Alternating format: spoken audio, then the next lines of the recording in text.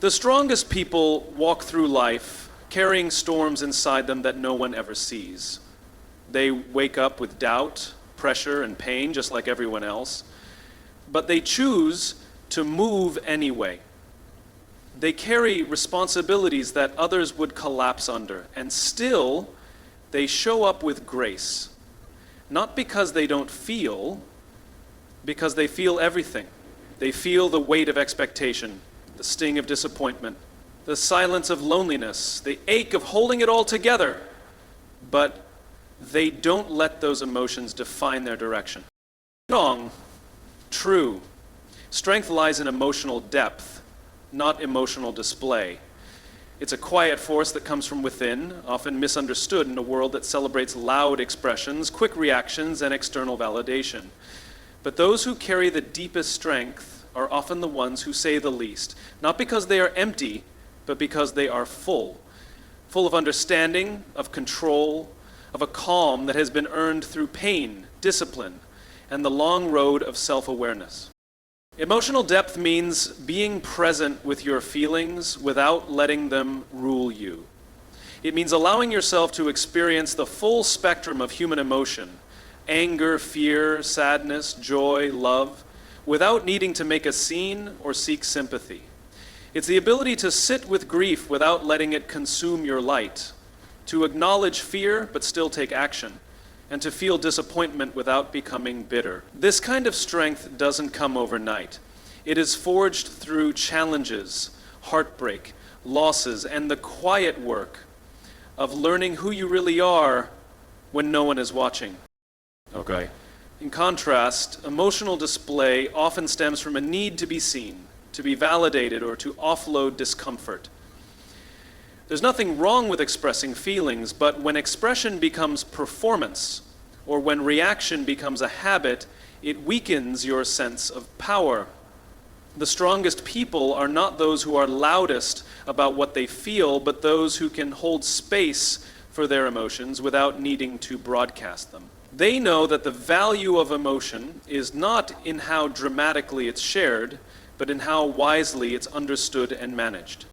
There is great power in stillness, in the person who can feel heartbreak and still speak with kindness, in the leader who can sense chaos and still make calm decisions, in the parent who is overwhelmed but still shows up with patience.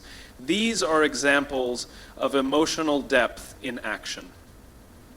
The depth gives you the ability to withstand the waves of life because you are anchored not to how you feel in the moment, but to who you choose to be. This doesn't mean suppressing emotion or pretending nothing affects you. It means honoring what you feel internally while acting intentionally externally. It's knowing when to speak and when to stay silent. It's recognizing when expressing your emotions serves a purpose and when it's just an outlet that may do more harm than good. It's the difference between reaction and response, between impulse and intention. People with emotional depth don't avoid vulnerability. In fact, they embrace it, but on their own terms. They don't weaponize their feelings or use them to manipulate others. They don't collapse under pressure or seek attention when they're hurting. Instead, they learn how to process, how to self-soothe, how to heal without needing a crowd. Their strength is in their ability to self-regulate, to reflect, and to continue showing up with integrity. In a noisy world, this kind of strength is often invisible. It doesn't make headlines or demand applause. But it changes lives. It sets examples, it builds trust. It creates safety in relationships and stability in chaos. Emotional depth allows someone to be a steady presence for others without draining themselves. It allows for empathy without enmeshment, compassion without burnout, and leadership without ego. To be emotionally deep is to be brave enough to feel everything and wise enough to handle it. It's not about shutting down, it's about rising above.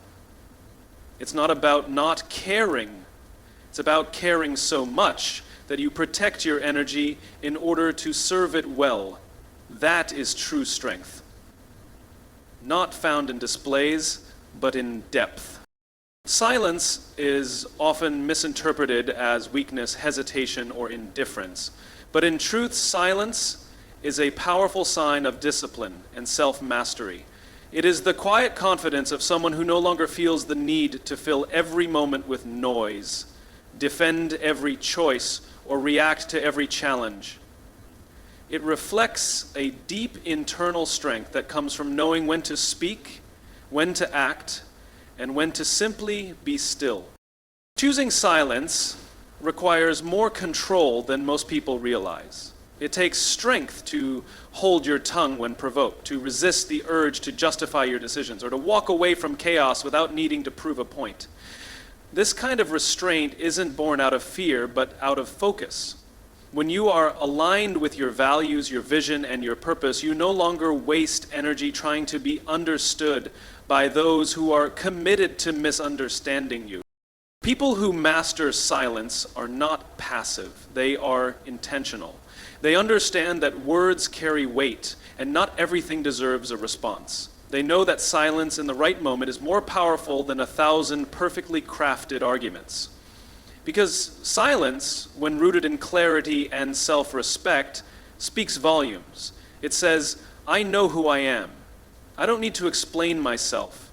I don't need to win your approval. I am choosing peace over performance. This level of self-mastery doesn't come from pretending not to care. It comes from caring deeply about the right things. It comes from learning to value your time, your energy, and your peace over the temporary satisfaction of being right or being heard. It's about understanding that not all conversations are worth your breath, and not all opinions deserve your attention. Silence is a space where wisdom grows. In silence, you can reflect, process, and observe without interference.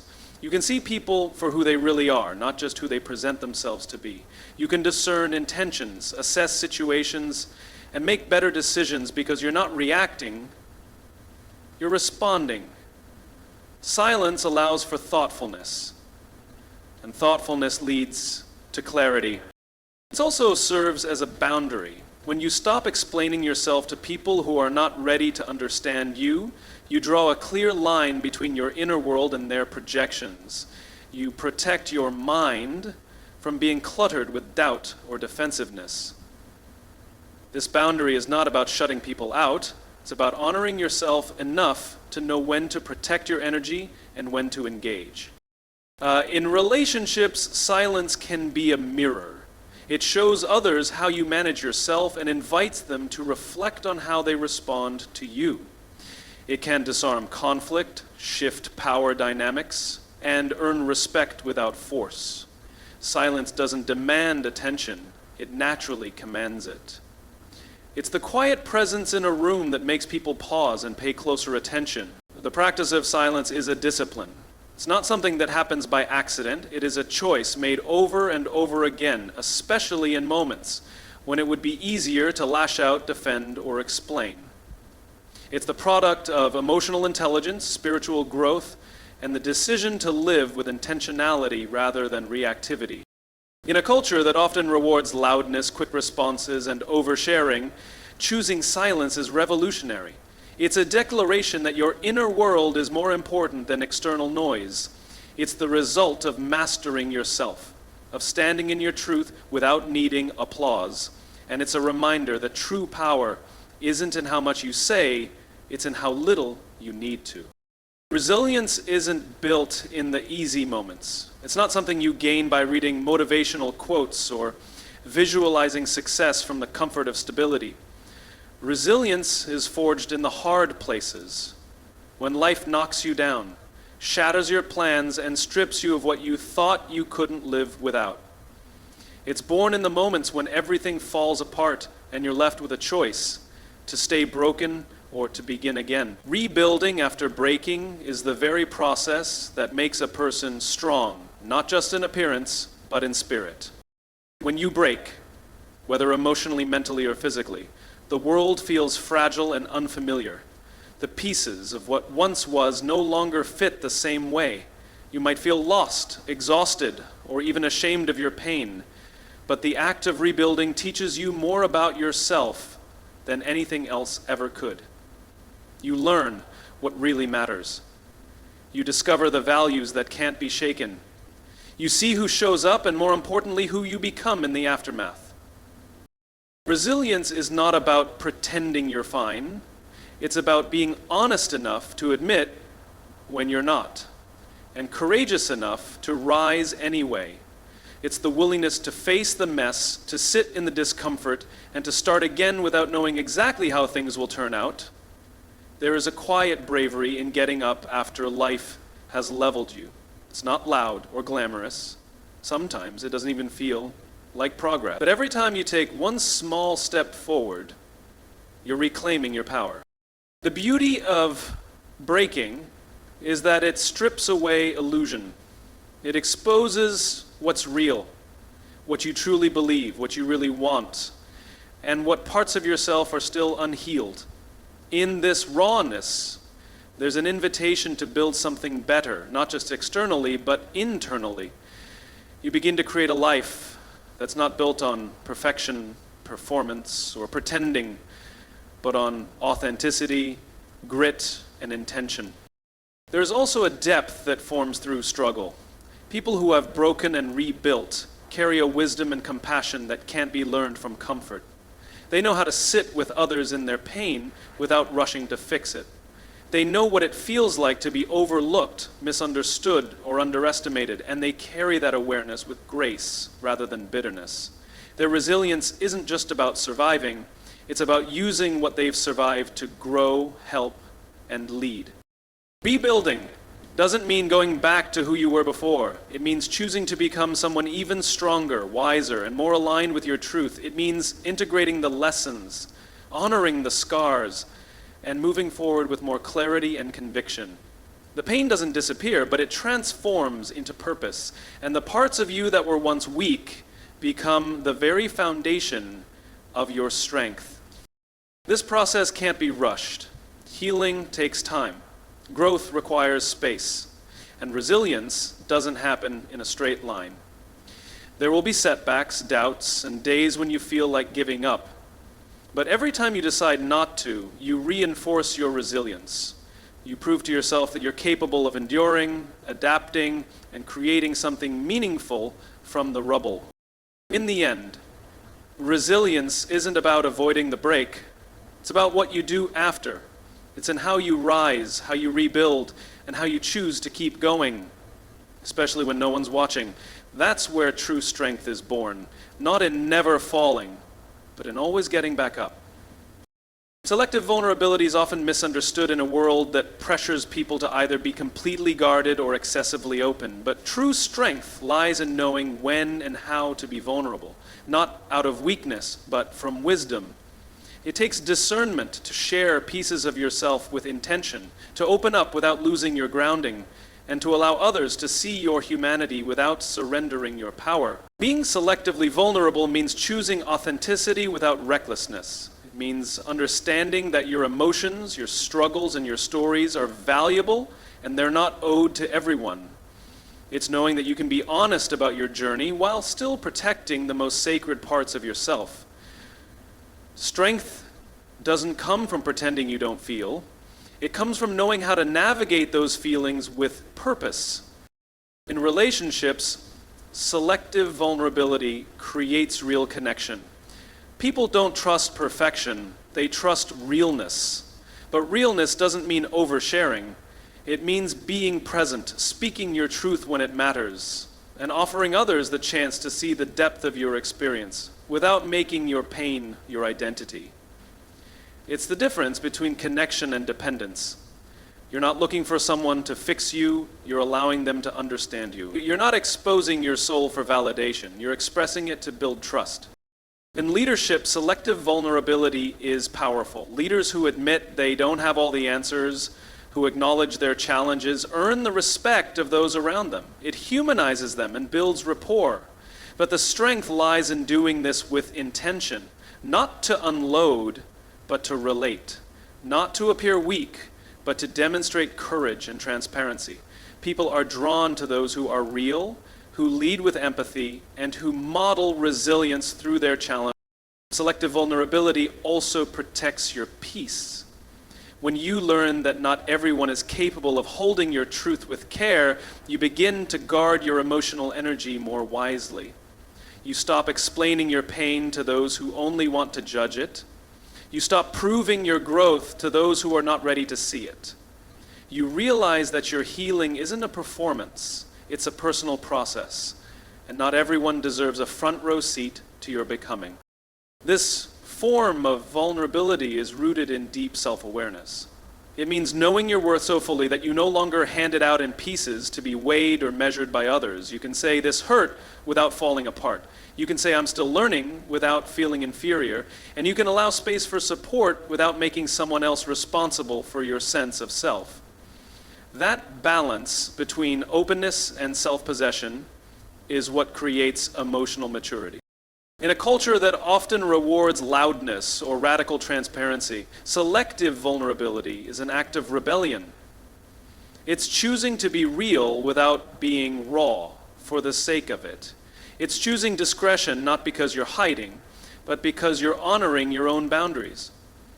It's realizing that your story is powerful, and how, when, and to whom you tell it determines how it shapes the world around you. Selective vulnerability is not a flaw. It's a refined skill. It shows that you trust yourself enough to be open where it counts and quiet where it protects. It's the decision to be seen but not undone, to be felt but not exposed, to share your depth without drowning in it. And in that delicate balance, you reveal your greatest strength, the ability to be both human and whole at the same time. A calm presence has the power to shift an entire room, silence chaos, and command attention without uttering a word. It is not passive, weak, or indifferent. It is intentional, anchored, and deeply powerful. When you choose calm over reaction, you choose clarity over confusion, strength over spectacle, and self-control over external influence. In a world that often rewards the loudest voices and most impulsive reactions, calm presence becomes a quiet rebellion, a form of leadership rooted in inner mastery. Your remaining calm does not mean you don't feel. It means you've chosen not to be ruled by your feelings. Emotions come and go, especially in high-pressure moments. But reacting from emotion often leads to outcomes that do not serve your growth or your goals. A calm presence reflects a decision to respond instead of react. It is the ability to pause, breathe, and decide how to carry yourself in situations where others may lose themselves. When you are calm, people listen differently. They lean in, not because you've raised your voice, but because your energy is grounded and clear. There is certainty in your stillness. Calmness signals that you are in control not just of the situation, but of yourself. That confidence, quiet and contained, is often more persuasive than any loud outburst or emotional plea. It is the kind of presence that builds trust and authority over time. Calm presence also acts as protection. In the face of chaos, anger, or criticism, remaining composed shields your peace. You stop absorbing every energy that tries to disrupt your path. Instead of matching volatility with volatility, you become an anchor. You stay rooted in your values, in your intention, and in your purpose. That kind of energy disarms conflict, reduces drama, and elevates you above the noise. The discipline to stay calm is developed over time. It requires self-awareness, patience, and the ability to detach from ego. You learn that not every provocation deserves your reaction. You understand that not every comment requires your defense. You begin to value your emotional energy so much that you no longer spend it on battles that cost more than they're worth. Calmness becomes your boundary, your message, and your filter. In relationships, calm presence invites deeper connection. It signals that you are safe, steady, and present. Others feel your energy and find themselves regulating in response. In conversations, your ability to listen without interrupting, to hold space without judgment, becomes a gift. It fosters understanding, respect, and trust. Calm presence is not about dominating a conversation, it's about elevating it. Professionally, calm presence sets you apart. While others rush, panic, or spiral under pressure, your steadiness becomes an asset. It allows you to think critically, lead effectively, and influence outcomes without force. People follow those who stay composed under fire, not because they pretend things are fine, but because they know how to navigate the storm without becoming it. The loudest person in the room is not always the most powerful. Often it's the one who holds their center, speaks with intention, and moves with quiet purpose. Your calmness is not silence, it is presence. It communicates strength, stability, and confidence without having to prove anything. And over time, it draws the right people, opportunities, and outcomes to you, not because you chased them with noise, but because your calm energy made you magnetic. Choosing calm is choosing self-respect. It's choosing to own your space rather than defend it. It's understanding that real impact doesn't need volume, it needs alignment. And when you master that, you stop being reactive and start becoming unshakable. In the end, it's not how loud you are that defines your influence, it's how grounded you remain when everything else around you tries to pull you out of yourself. Carrying inner battles with grace doesn't mean pretending everything is fine. It means allowing yourself to feel deeply without becoming consumed. It means acknowledging the storm within while continuing to move forward with integrity. Grace is the strength to keep going without needing to justify every step. It's the quiet dignity that comes from choosing not to be defined by your struggles, but rather refined by them. There is courage in this softness, resilience in this restraint. Not all wounds need to be broadcast to be valid. Grace allows you to heal without seeking sympathy. It gives you the space to process on your terms without the pressure of explaining yourself to those who may never understand. There is power in walking through pain privately, in finding comfort in your own presence, and in becoming your own sanctuary. That is where true self-trust begins, when you no longer need outside validation to honor your internal journey. Grace in the face of inner turmoil is a discipline. It requires choosing peace over reaction, choosing love over self-judgment, and choosing to respond rather than lash out. It's easy to let pain make you bitter, to let struggle harden your heart. But grace reminds you that you don't have to become the chaos you're facing. You can choose compassion, starting with yourself. You can be a storm and still offer calm. You can be hurting and still choose to show up with kindness. Inner battles also teach you empathy. When you've wrestled with your own shadows, you learn to see others with softer eyes. You stop judging too quickly. You stop assuming you know what someone else is carrying. You learn that most people are fighting something invisible, and grace becomes the language of your presence. You listen more, you react less, you connect deeper. The quiet strength you develop becomes a source of light for others who are also navigating their unseen wars. Grace doesn't eliminate struggle, but it elevates how you meet it. It turns pain into purpose. It allows growth to occur in the darkest of places. While others may crumble under pressure or lash out in fear, your grace becomes your shield. It doesn't make you emotionless. It makes you emotionally wise. It allows you to feel the full spectrum of your experience while choosing not to let any one moment define you. There will be days when the battle feels overwhelming, when your doubts scream louder than your faith, when the path forward is unclear. In those moments, grace whispers that survival is enough, that resting is not weakness, that you are allowed to fall apart as long as you don't give up. It reminds you that healing is not linear, and strength often looks like simply showing up.